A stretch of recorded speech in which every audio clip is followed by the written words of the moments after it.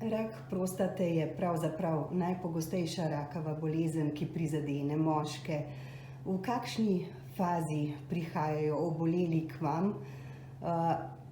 Kaj bi jim svetovali, kaj naj naredijo, da bolezen čim prej zaznajo, prepoznajo znake in ukrepajo takrat, ko je še dovolj zgodaj, da so obeti za uspešno zdravljenje dobri? Torej, onkologi obravnavamo bolnike že z napredovalo fazo bolezni.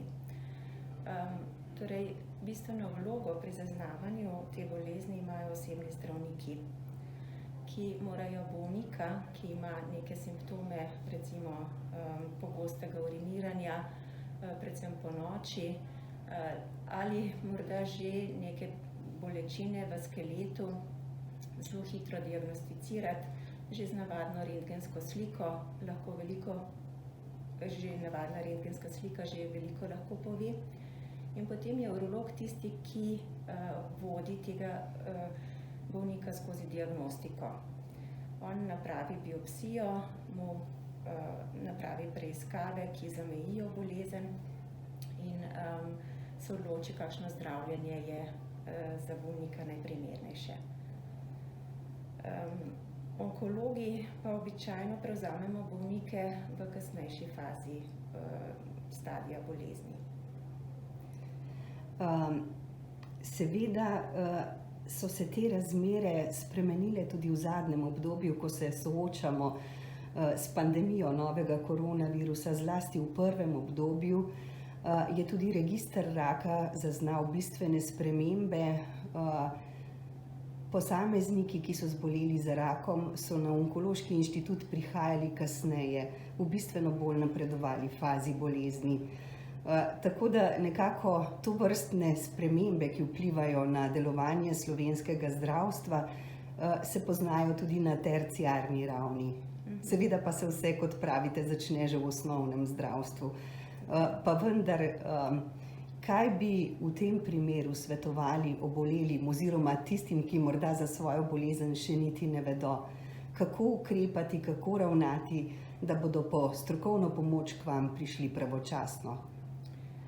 Torej, na vsak način je potrebno poiskati pot do osebnega zdravnika. Osebni zdravniki so dostopni morda na nekoliko drugačen način kot prej, ampak oni so prva vrata, na katera morajo bolniki potrkati. Nikakor ne ostati doma.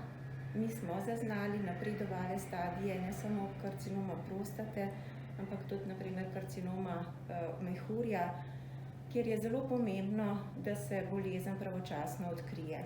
Če je tukaj zamujeno, je prognoza bistveno slabša, se dejansko včasih zgodi, da lahko takemu bolniku ponudimo zgolj paliativno obravnavo. Tako da ob sumih, da se dogaja nekaj novega, nekaj na področju urodelnega trakta, je treba poiskati pot do osebnega zdravnika.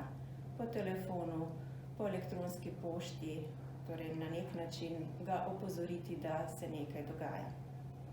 Kar pa se tiče samih metod onkološkega zdravljenja, pa zagotovo še vedno velja, da je dostopnost do vseh metod, do vseh zdravil v Sloveniji pravzaprav zelo dobra, kaj ne?